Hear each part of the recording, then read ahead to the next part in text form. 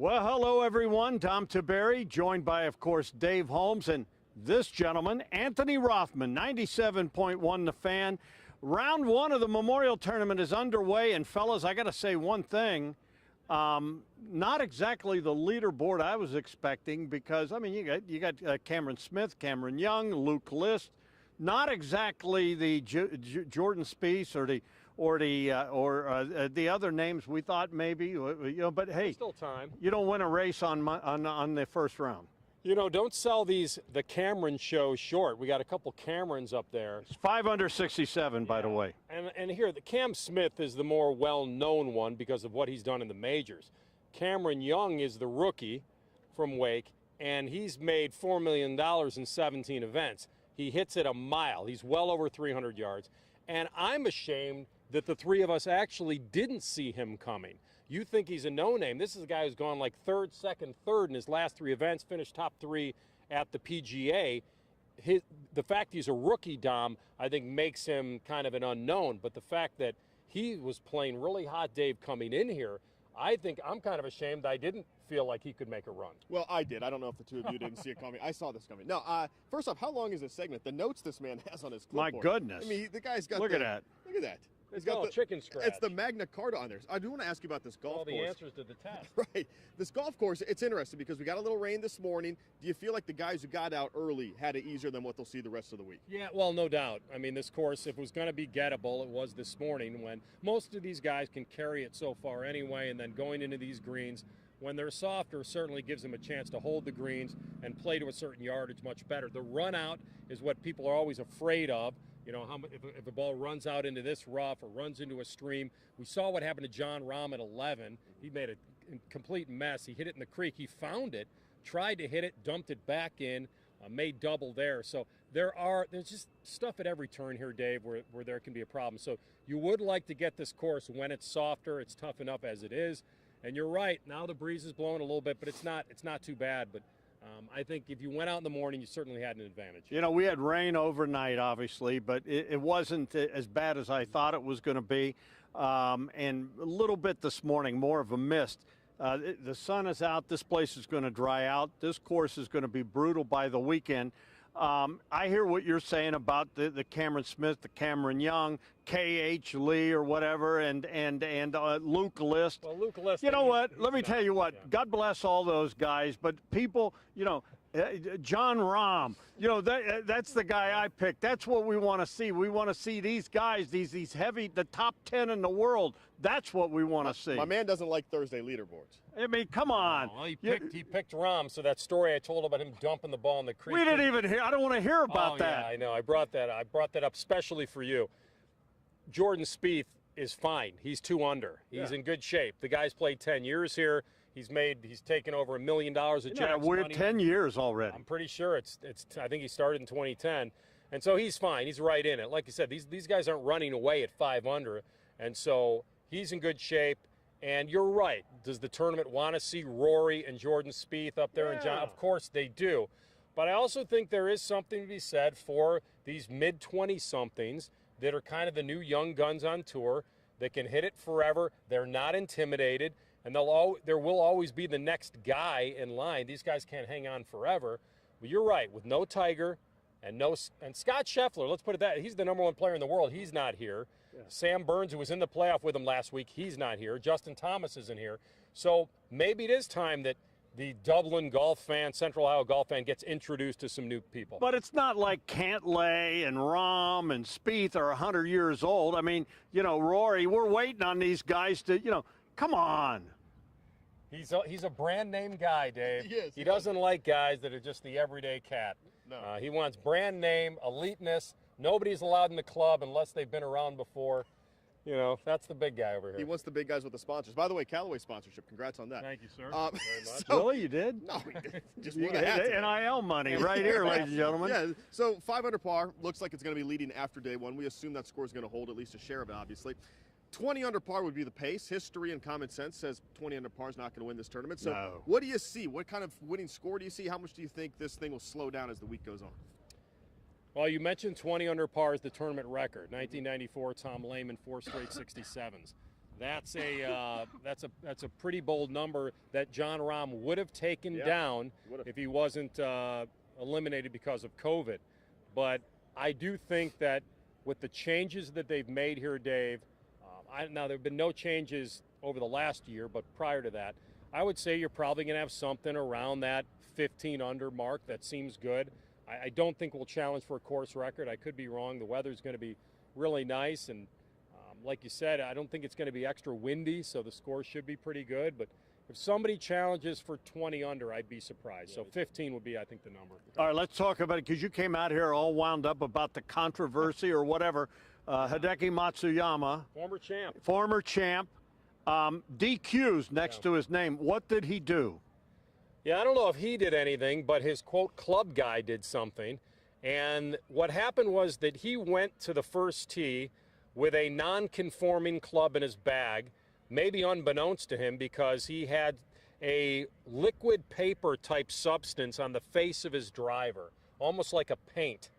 Now, you can have stuff on your driver, you can mark it for alignment. You cannot mark it on the face that could affect spin or flight or anything like that that would put a performance on the ball. And so what we know is that a club guy that he works with put this on his 3-wood. The non-conforming club can be in your bag. It just can't be used. You can actually have a non-conforming club as kind of a training club. It's kind of like when Sam... Why would you? You're limited how many you can bring. Why would you bring some? Yeah, it's kind of like... Well, what I'm saying is he could have intended to use it, but if he hadn't used it yet and they would have gotten to him where they got to him on the 9th green and they asked him, did you use this? If he said, no, I haven't used it yet, he was good. But the fact, that's what I'm saying. Well, he was honest. Yes, he used it off the first tee. It was on his 3-wood. The thing that I have to somewhat question right now is that it wasn't like a black paint, it was a white paint, so he would have seen it. And maybe we give him the benefit of the doubt that he didn't know the rule. But you can't have anything on the face of your driver like that, any paint. Now, if it kind of receded into the grooves, supposedly they would have let him off the hook. So stupid. But the fact that it was a coating on the face that was what they called excessive made it a non-conforming club that he had used in competition, and now he was DQ'd, and he's the former champ. It's kind of like when Sammy Sosa was using that loaded corked bat in BP. It was almost like they may practice with these, Dom and Dave, to get feedback. You know the face tape you can put on a club when guys are getting fitted? Well, this was an actual paint. Maybe they do use that to see where he's hitting the ball, and they never stripped it off, and supposedly his club guy did not know the rule. He thought it could only not be put on the driver. He put it on the 3-wood. He used it off the first tee, and he's done. Okay, first off, blew my mind that Sosa's 66 home runs may not have been legitimate. Who knew? It's been a while. So you put this wet paper on the face. So is he hitting like spitballs out there? What is this supposed to do? What is the wet? It's supposed to take the spin off so it doesn't slice? I think there could be a couple different things. Right. The performance of the ball, whether maybe it allows the ball to be launched farther than it should, or like you said, reduces slice or hook. Yeah. That creates more of the disbursement of his golf ball could be narrowed.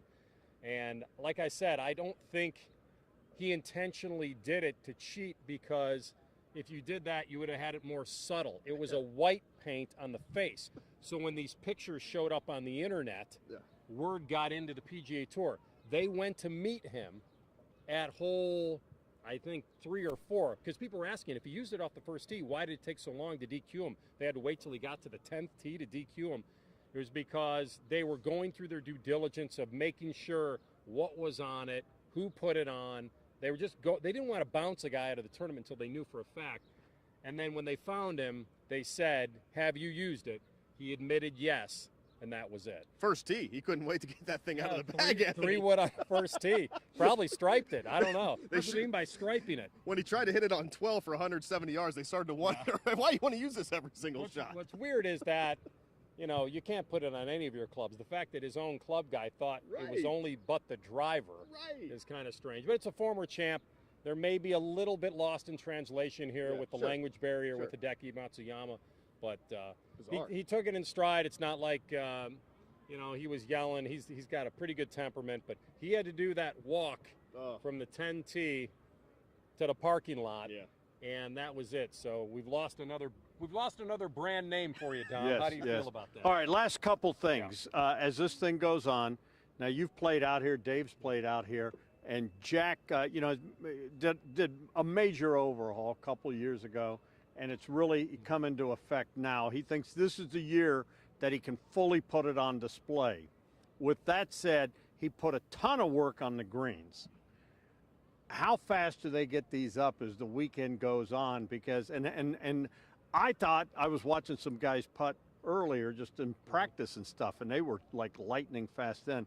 How fast does the Bear get them up this weekend for, and that's why I think they'll be lucky to get to 15. I think this course is only going to get tougher. Listen, Jack doesn't like to use the phrase, I need to trick up my own course. He doesn't like that. Now, he tried that years ago, as you know, with the furrowed bunkers, where he was taking stalks out of the rakes. So he was creating bigger channels in the bunkers because he knew these guys were hitting it so far, and it wasn't. And they hated it. It wasn't a penalty anymore because they'd rather be in the sand because then they can control the spin. Right. But he's now done some things where he made some greens smaller. He's milked every last yard out of this place probably that he can, outside of them moving the maintenance area from behind 17 to across the road. Which is happening. Yeah, and I don't know whether they're going to use that. Oh, you know they will. For 17. They're going to tee off by the pool at the country club if they could. He put in all that row of, the bunkers and the trees up 18. It's an awesome golf course. You and I and Dave talked about whether it could host a major. It can. It's a pristine course. The only knock on it would be, would you want a major championship where a guy was 15 or 17 under par? Maybe not, but I think it's an awesome but place. the question is, what's going to happen to the greens? I don't know whether he wants them as fast and firm as possible with them being fair. So with that being said, if it does dry out and we get no rain, Mother Nature may actually help him out a lot. I think that's going to happen too. So the other big story in golf, I do want to get your thoughts on this before we get out of here. Saudi Arabia trying to get into the golf business, and we see some big names like Dustin Johnson taking massive deals. We're talking $100 million plus deals to basically, I don't know, do we say leave the PGA Tour? I mean, I don't know how we exactly word this, but to take part in this. I just want to get your thoughts on a competing golf tour to the PGA. Yeah, I think the average person doesn't know where the controversy is. They're like, well, wait a minute, I don't get this. Why can't he just go play the other tour and play this one when he wants? Well, he's a member of the PGA Tour, and they have to get a release if they want to go play another tour. And this one's got some controversial feel to it because of the backing of Saudi Arabia and the human atrocities that have been documented there. And so these guys are being forced to make a decision on whether they want to go for the guaranteed money and kind of lower their standards in a way, because that golf tournament, Dom, isn't like this one. They're not playing 72 holes. It's a shotgun start, almost like a scramble. The fields were less than 50 guys. And here's the most important And they're thing. paying them a lot. And they're paying them a lot. And here's the most important thing to me. That Dustin Johnson is no longer playing week to week against the best of the best of the best. So he's one of the iconic golfers on the PGA Tour, American kid. It's a little surprising outside of the fact, like you said, Dave, he's going to make $125 million guaranteed reportedly just for showing up. Now, I think the interesting thing will be the majors have always worked outside the PGA Tour. So Dustin probably thinks he can have the best of both worlds, get all the money and just play the majors. We'll see if the majors fall in line with the PGA Tour a little bit and want to protect that a little bit. There is controversy based on where the money is coming from. If it didn't come from Saudi Arabia, I do believe that people would be more likely to want to say, hey, let these guys have the freedom to go play where they want. And they do. There's other tours, and I think you're 100% right, because you see the guys play in the European Tour. You've seen them. You've seen them play in events over in the Middle East. So. It's interesting. Of course, Greg Norman's a big part of it. So another big name, big brand name that you so much love there. Former champ of the man's Memorial got restaurants and pants. Yeah, that's a brand. You act like I'm not rooting for Luke List. I am. I'm just saying. Luke List is not exactly Cam Young in my mind. Well, but I don't think Cam Young is either a John Rahm or Rory or whatever. I'm just saying. I wish him luck. Come back to win this week. Well, I would love to see Bo Hogue come back and win. I would love to see Jason Day maybe win on his home course. He was 1 under. He said, but he even said today this week is very difficult for him because it's home. and he's got all, you know what, you don't buy that. Look Well, at you. No, look at you. No, I actually do. People say that these guys should have such an advantage here because they play it a lot. That's true. They know where to hit it and where not to hit it. But knowing it and doing it are two different things. And so with Bo and Jason Day, you would love the hometown feel. Yeah, he's had some injuries, Jason Day. He's dealt with some back issues. Bo's going to be fine. I think he started out on 10 today. That's a really tough starting hole. I think he'll be fine. I think he'll shoot a good score tomorrow. Hopefully he'll be good enough to make the weekend. Yeah, we want to see him make the cut. All right, Dave Holmes, Anthony Rothman. Now, Anthony and I be back together today at, what, 5:40 or so. So flip it to Channel 10. We'll be there, and then Dave will visit with him tomorrow. And once again, who'd you pick to win? Who was your pick? Xander Schauffele. Xander Schauffele, and who'd you have? Well, I picked Justin Thomas a week ago before the field came out. Oh, that's right. I forgot. Then he didn't show. What'd you do on the round table? Yeah. Well, on the round table, I picked Justin Thomas a week ago, and then the guy calls Jack and says, "Sorry, Jack, I can't pick make another it." guy. He didn't show. You got to pick this a one I guy. should just take Cam because he's Cameron's right here. You just He's WD'd. He's out of the contest. you got the vote of this guy. I can't make a pick once we're in the middle of the tournament. That would just be an abomination. Well, because I take one of the leaders. You like someone else. Who else? I thought you said you liked what's the name? That's Victor Hovland. Oh, Victor Hovland? That was Adam King's pick. Yeah, yes. I got John Rahm, but according to you, he's in the river right now. Dom actually has a playoff between Jason Day and Bo Hogue. He's got the Columbus Westerville playoff. All right. He is Anthony Rothman. You can listen to him every day, Monday through Friday, on the Fan, 97.1. 12 to 3? That is correct, sir. And you work with a gentleman named Matty Ice, who is a young gun himself. Yes, he is. Up and coming. We root for him, right? No doubt about it. This guy, Anthony's older than he looks, and all he wants to do is he wants to help the youngsters. That's all. You're like Woody Hayes. Just take him under my wing, and then I tag him and release him into the wild. Weekends off. Weekends off. Must be nice. Right there. Holidays and weekends. Did it for about 20 years. It wasn't television at one time. Good living. Yeah, it's over now. I'm not ready for that. I'm done. You guys coming back. I thought I was out, and they pulled me back in. Thank you very much, Michael Corleone. All right, we'll be sure and tune in tomorrow, same time, and then tonight, Ant, around 5:30. All right, we'll see you then. Goodbye. I'm Dom Tiberi, Anthony Rothman, and Dave Holmes. And here comes Vic. Come in here. Let's just show everyone. Look at this gentleman's hair. That's all I want to say. Look at it. Look at it. Look at it. Out him about something? Yeah, go ahead. Oh, yeah, absolutely. We're still live. We're still live. Yeah. Give him the dirt. Are we streaming like John Rahm right now? Give him the dirt. Give him the dirt. So in the media room, this is what I witnessed. Oh no, you can't say this. I can't? No, he can't. He can't. All right. Whatever it is, I assure you can. Whatever it is. So they're serving Frosties in the media center now. And the Kingmaster here went down there and couldn't believe they were offering up a brand new flavor, strawberry. That's good. So they have the original. And he says, I got to get one, I got to have one. Comes over to where I'm watching the tournament on television. He takes one bite out of the Frosty, kind of gives it a little bit of a grade, and then throws it in the garbage. And I said, what's that all about? It wasn't very good. He's like, no, trying to watch that washboard stomach. I'm like, wait a minute. We're wasting good food now? One bite of a Frosty and then. It was a big bite. Oh, I don't. It was a big bite. And the taste. best part is Dave says like 5 minutes later, he's like, you should get a Frosty. And I said, oh, I already had one. He goes, you ate it that fast? I'm like, well. He left out the one. I ate the whole thing, and I thought it was fantastic. I'm not washing everything, obviously, as I stand next to this handsome. By the way, this gentleman has Lululemons on. No, those are the pants. Look at that, Lululemon. By the way, once Tom again, Sprouse must be nice. with Hideki's non-conforming. Oh, is that it? Can we see it? Tom Sprouse. Is that Tom the Sprouse right here? Look, right there. Put the maybe camera. Put the camera on Tom Sprouse. He has the 3-wood. And Tom is leaving. Is that the one in question? Oh my goodness, Tom Sprouse. Are you burying evidence right now? Tom Sprouse? Oh my goodness. That's Hideki's club guy. There you go. Hideki's club guy, Tom Sprouse. You just saw it here. Oh my goodness. Anyways, all right. Oh my goodness. Okay, now you can turn us off. We'll see you at around 5:30 on 10 TV. Goodbye. We'll see you at 5 o'clock.